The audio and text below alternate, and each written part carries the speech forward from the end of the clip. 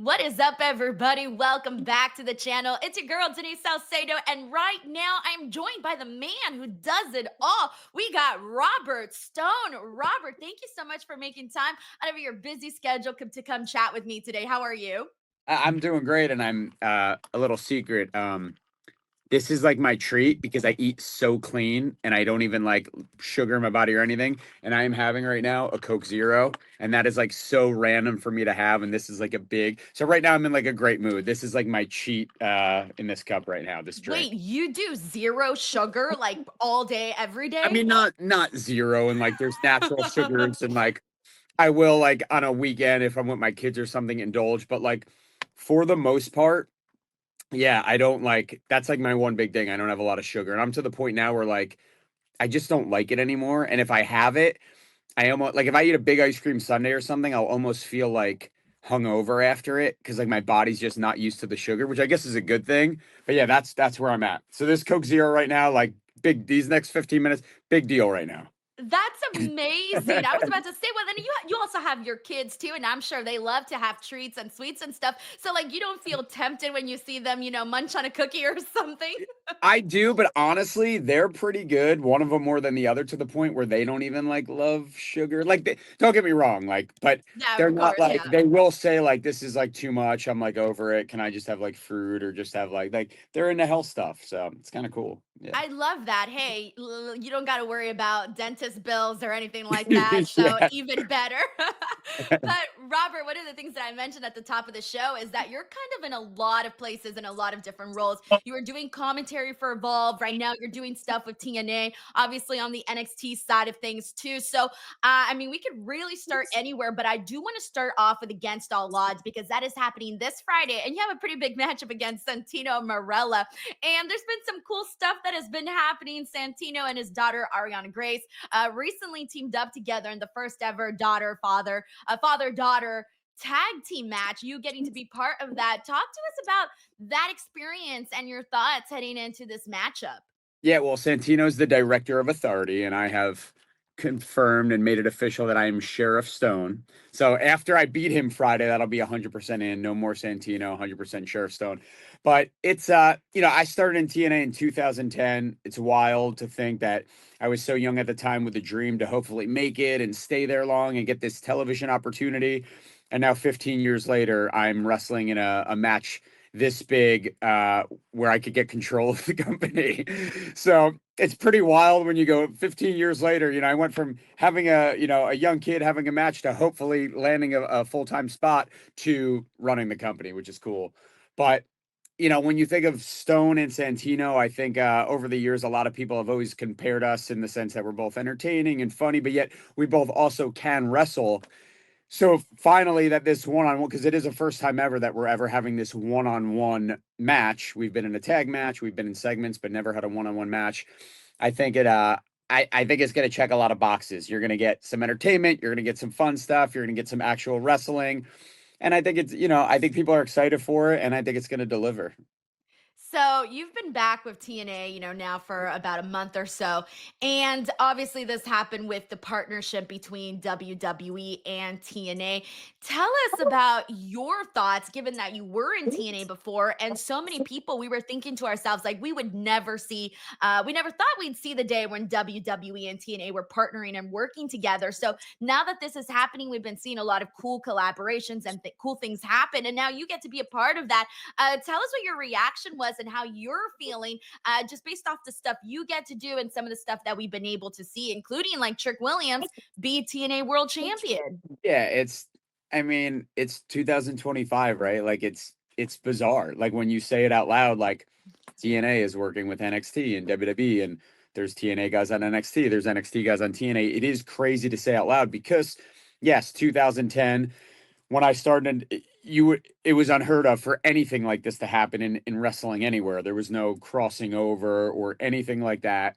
And almost to the point where, yeah, it might have been like if you wrestled for TNA back then, you might not even have had a shot to go to WWE, which is obviously where I know I always wanted to be.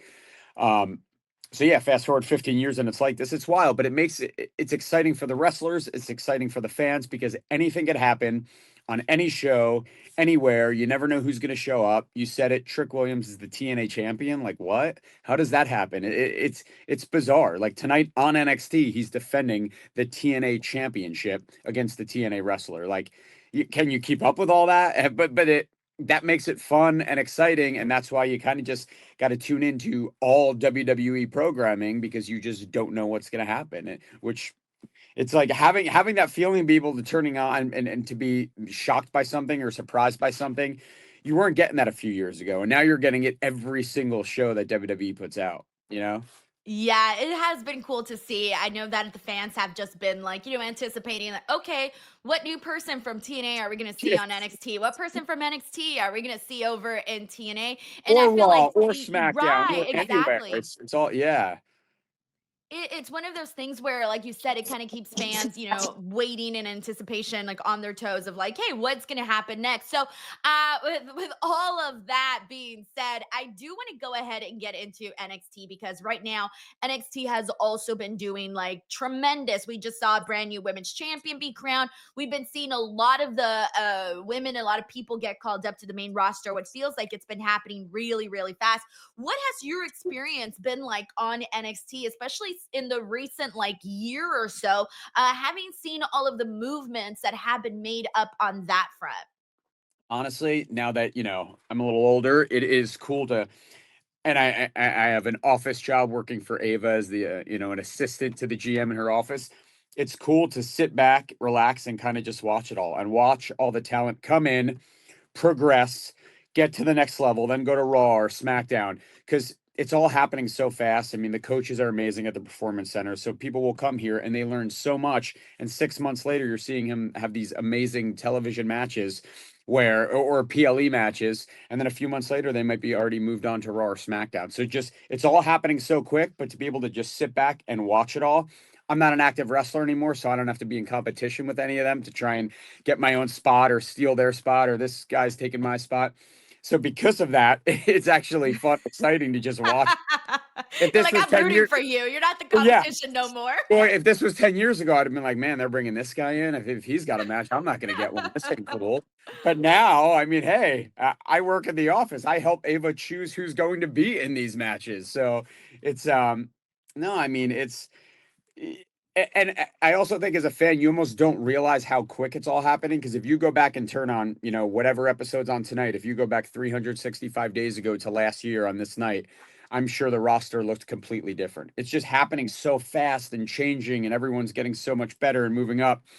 It's wild, but I mean, it's competitive, and that's what this is all about. WWE is the best of the best. So now, if you ever looked at NXT as a place where it was, kind of like a starting point, it's not now. You got to work just to be able to get on NXT. Who are some of your favorites right now on NXT? Because I mean, the women's division. We have this thing on my podcast where we always say the women are money, and it's because they truly are. But there's so many of them there. You got a lot of guys that have been starting to make a name for themselves. Like, who are some of your favorites?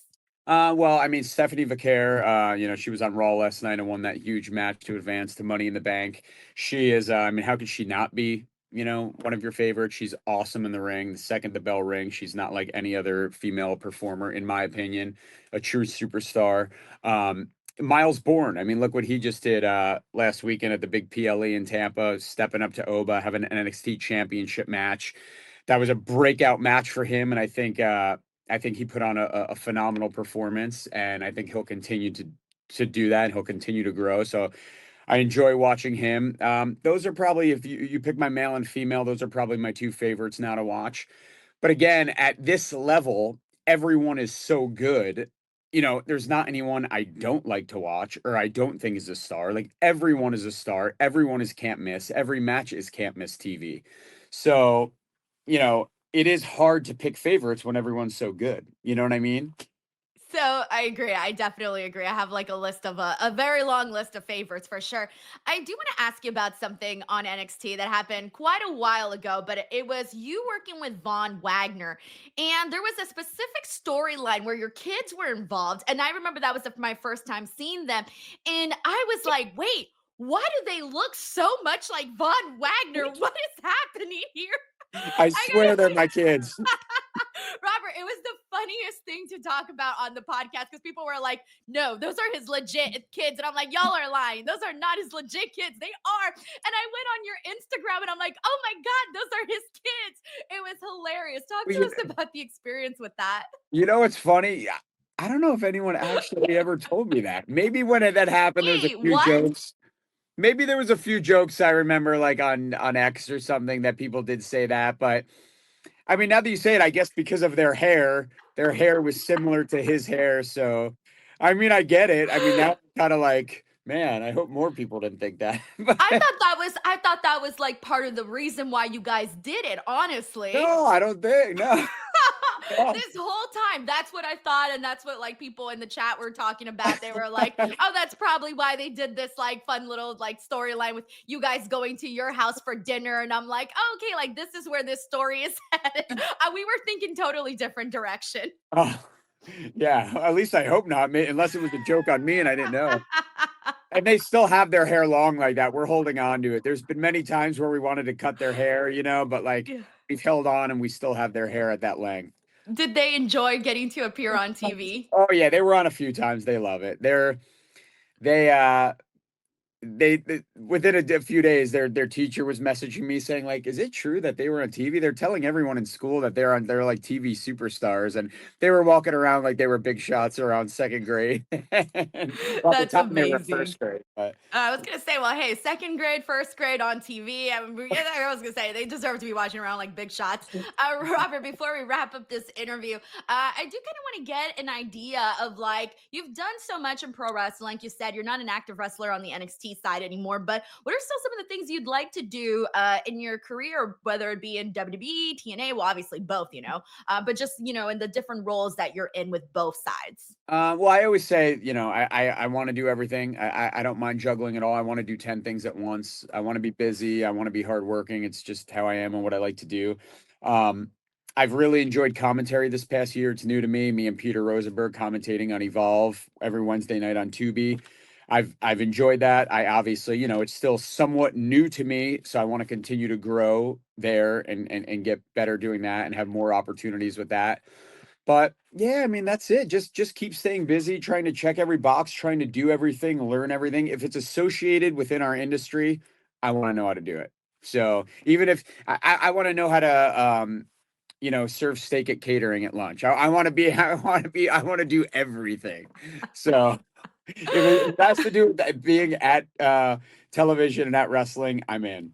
I love that, man. Robert, I want to thank you so much for taking the time to chat with me ahead of TNA Against All Odds, ahead of NXT Worlds Collide, Money in the Bank, you guys name it. There's so much happening this weekend in the world of professional wrestling. Robert, I'm going to include all of the links where people can follow you in the description box below. Make sure to go show Robert Stone some love on social media.